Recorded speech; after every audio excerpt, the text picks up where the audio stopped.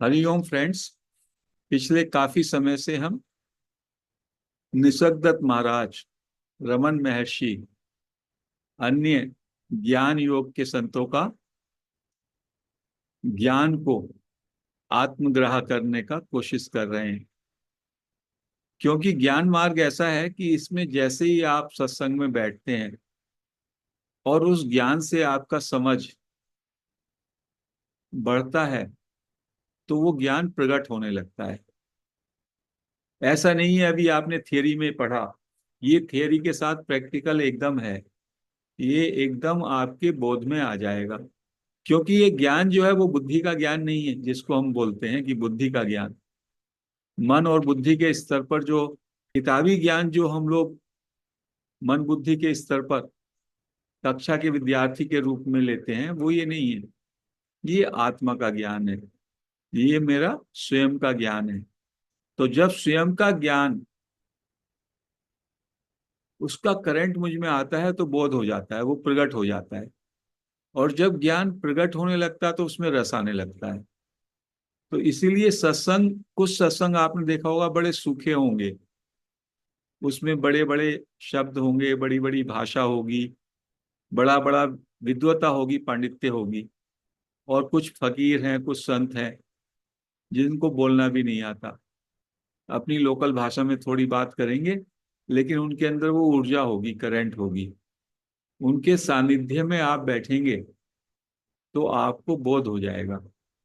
ऐसा तो ज्ञान, ज्ञानी व्यक्ति का जो तुलना है, बहुत सारे शास्त्रों में कही है कि जो ये चेतन तत्व है, इस तत्व को आप, जो बिल्कुल हमेशा है और आप वही हैं, उसके बाद भी ये आपकी नजर में आता क्यों नहीं? ये तो लबालब भरा हुआ है, परमात्मा तो सब जगह ही व्याप्त है।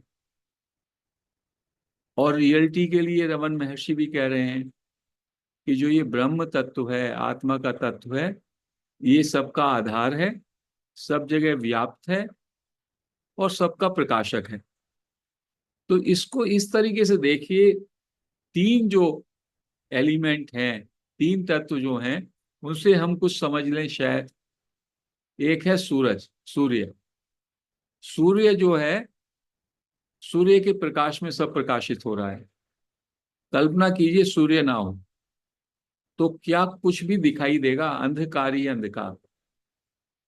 तो जितना सूरज का प्रकाश है, आत्मा का प्रकाश उससे भी कई कोटि गुना बड़ा है।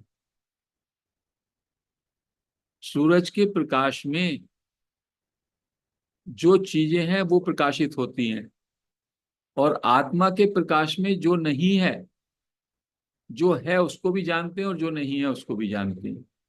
तो आत्मा का प्रकाश उससे भी बड़ा है। और सूरज क्या कह रहा है? सूरज ये नहीं कह रहा कि मैं प्रकाश दे रहा हूं। सूरज बस एक ही कहता है, मैं हूं। सूरज मैं हूं पे बस खड़ा है।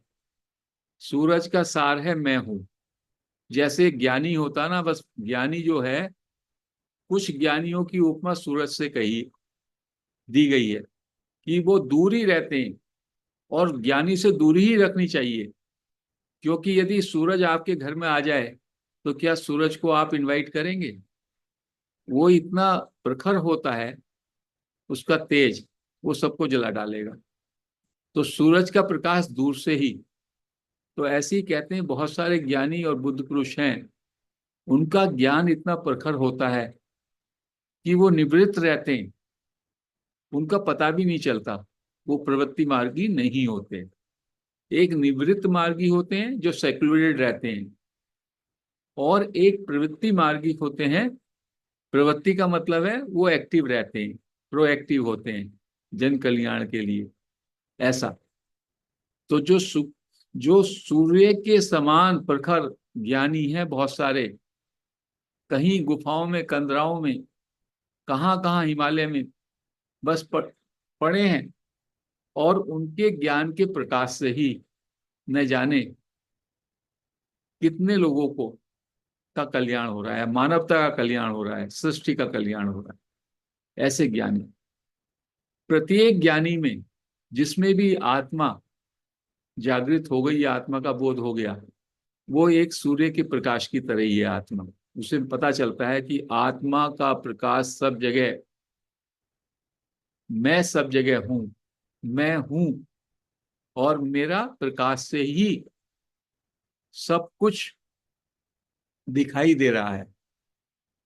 जो कुछ भी मैं देख रहा हूं वो मैं अपने ही प्रकाश से देख रहा हूं, आत्मा के प्रकाश से देख, ऐसा होता। दूसरा एक है तत्व है आकाश। आकाश सर्वव्यापी है। आकाश घट घट में व्याप्त करता है। कोई ऐसा जगह नहीं, कोई ऐसा कण नहीं जिसमें आकाश ना हो। ऐसे ही आत्मा सब जगह सर्वव्यापी है, आत्मा या परमात्मा। और आकाश निरहंकारी है। आकाश में कोई अहंकार नहीं है। आकाश ये भी नहीं कहता मैं हूं। आकाश शून्य। आकाश का तो वास्तव में आकाश व्याप्त है और आकाश के बिना कुछ संभव ही नहीं। लेकिन आकाश तो शून्य की तरह है। आकाश का तो आपको मालूम भी नहीं होता। आपका शरीर में भी आकाश है, घट घट में आकाश है। क्या आप कभी आकाश के प्रति सजग होते हैं? नहीं होते, क्योंकि वो शून्य है, निरभिमानी है, निरंकारी है। तो ज्ञानी भी ऐसे ही निरंकारी होता है। दूसरा गुण। और तीसरा गुण है वायु का। कहते हैं वायु क्या है? वायु एक जगह पे ठहरता नहीं, लेकिन वो सेवा करता रहता है। वायु एक परिव्राजक के साथ है, एक ऐसे ज्ञानी पुरुष के साथ जो घूमता रहता है। वायु सेवा करेगा, आगे बढ़ेगा। वायु का काम ही है, आपको जो है थोड़ी जो है ठंडी दी, हवा का झोंका दिया और आगे निकल गया। ऐसे ही ऐसे ज्ञानी पुरुष होते हैं कि जो एक जगह रुकते नहीं, जगह जगह जाएंगे, लोगों का कल्याण करेंगे। अलिप्त सेवा। तो जो आत्मा है, आत्मा में ये तीनों ही गुण हैं।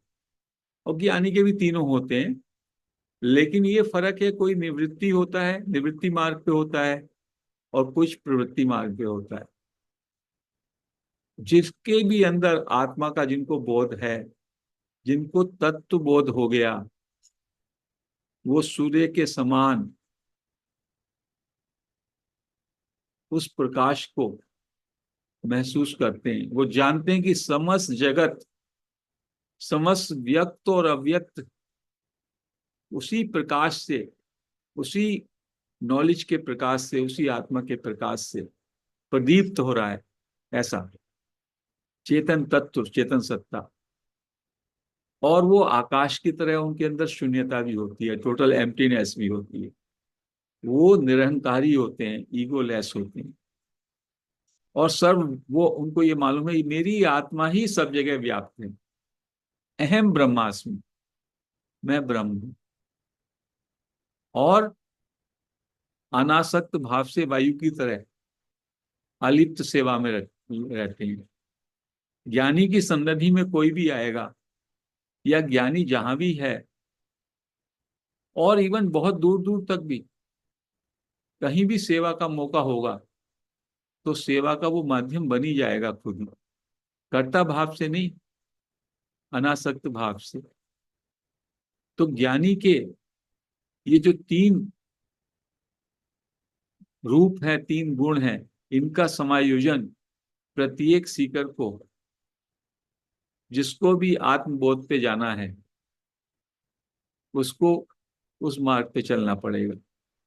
एक तो सूर्य की तरह उसको, उसके अंदर उजाला हो जाए, उसको आत्मा के का जो बोध है, बोध में इतना प्रकाश है, वास्तव में चारों तरफ मैं ही मैं हूं, ऐसा आपको महसूस होने लगेगा। अभी भी चारों तरफ जो कुछ भी आप देखते हैं वो आत्मा के ही प्रकाश से है। आप उसको भी महसूस नहीं करते। वो जो चेतन तत्व है वो चारों तरफ नाच रहा है। आप ऐसी मूर्ता में हम लोग चले गए हैं कि हमने सोचा ये तो बस आंखों का खेल है, अभी जो दिखाई दे रहा है उसके पीछे क्या है। मैं कहता हूं उसके पीछे क्या है, तत्काल आपको उसका भी ज्ञान हो जाता है। वो ज्ञान क्या है? वो चेतन तत्व है। अभी मैं पाताल लोक की बात करूं तो पाताल लोक में भी आप पहुंच गए। वो क्या है? वो वही चेतन तत्व है। स्वर्ग की बात करूं, नरक की बात करूं, कुछ भी बात करूं, तत्काल, टाइमलेसली, वो चेतन तत्व, वो आत्मा का जो तत्व है, वही वहां पर आपको ले जाता है तत्काल ही। और आकाश की तरह सर्वव्यापी है। चूंकि मैंने अपने को देह के पिंजरे में कैद माना हुआ है, तो मैं भेद करता हूं, मैं अलग और बाकी सब अलग। इस भेद के कारण मुझे ये भ्रम हो गया है कि मेरी आत्मा या मेरी चेतना केवल इस शरीर के अंदर है। वो चेतना एक ही है, वन रियलिटी। वो अंदर भी है और बाहर भी है। इसलिए कहते हैं अहम ब्रह्मास्मि। जो शाश्वत मैं मेरा है वही आपका है, सबका वही है। और मैं ही सब जगह हूं, मैं ही सब जगह व्याप्त हूं, ये फीलिंग होने लगती है।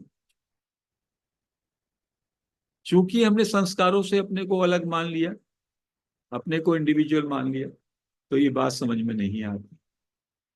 और जब हम लोग को आत्मा का बोध हो जाता है, तो हम निष्प्रह हो जाते हैं, अनासक्त हो जाते हैं, निर्लेप हो जाते हैं वायु की तरह।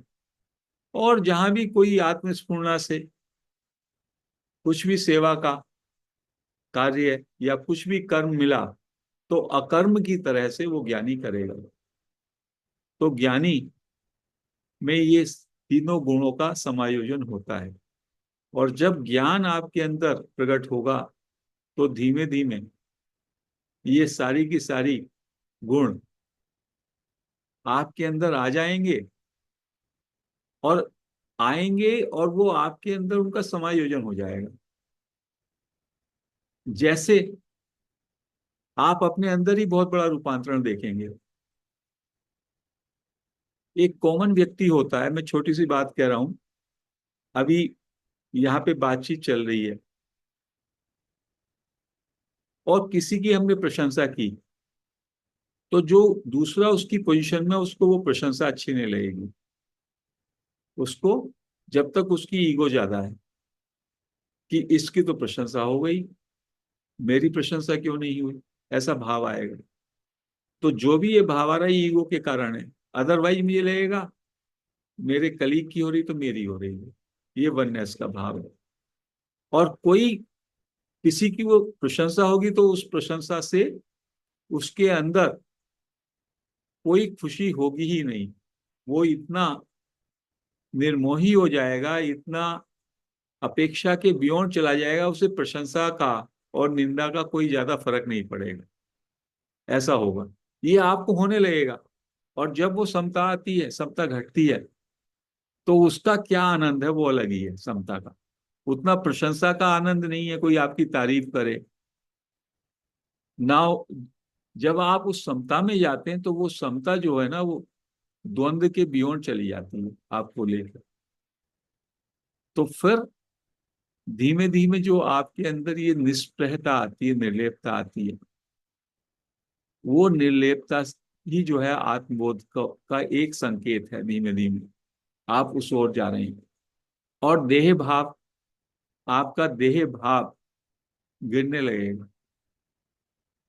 अभी आप अपने को देह मानते हैं केवल, देह में आ गया, देह मन बुद्धि, ये धीमे धीमे गिरने लगेगा। देह भाव गिरने के बाद से शुरुआत कैसे होगी? प्राणी भाव आएगा। आप प्राणी जो है एक विराट तत्व है। देह भाव में तो मैं अपने को मनुष्य मान रहा हूं, कम से कम मैं अपने को प्राणी तो मानूं। प्राणी यदि मैं मानूंगा, तो गधे में भी वही प्राणी प्राण है और मेरे में भी वो प्राण है। तो इसलिए संत हुए, उनके लिए गधा, चींटी, बकरी, एनिमल और सब बराबर।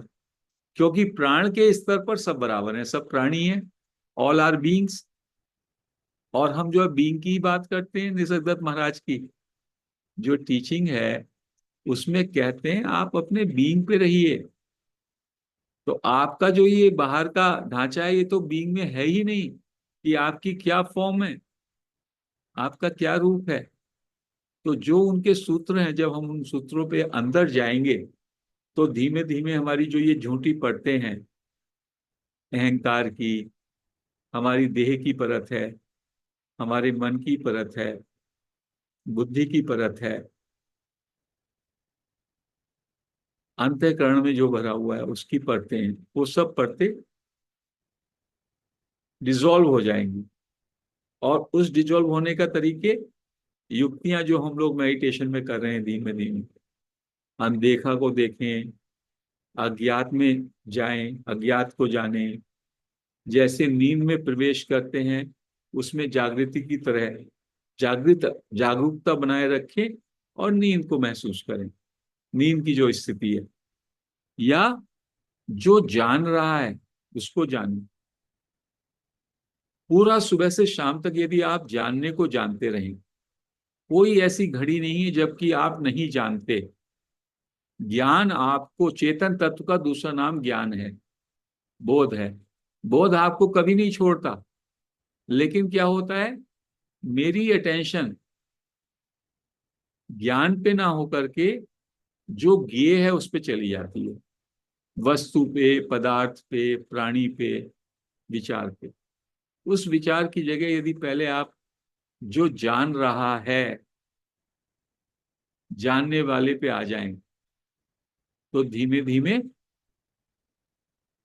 आपको बोध घटने लगेगा, आपको ज्ञान प्रकट होने लगेगा। चेतन तत्व, अभी चेतन तत्व को में पूरी तरह से वो मूर्छा, हमारी मूर्छा की स्थिति है, जिसकी रोशनी में, जिसके आधार में, जिसके कारण सारी जीवंतता है, जिसके कारण सब कुछ जगमगा रहा है, वो आत्मा या परमात्मा की हमें सुध नहीं, जो हमारा स्वरूप है, जो जगमगा रहा है, जो दिखाई दे रहा है, बस उसी में हम अटके हुए हैं। जिसके कारण, जिसके प्रकाश में, जिसकी पृष्ठभूमि में ये सब प्रतीत हो रहा है, उधर हमारा ध्यान नहीं है।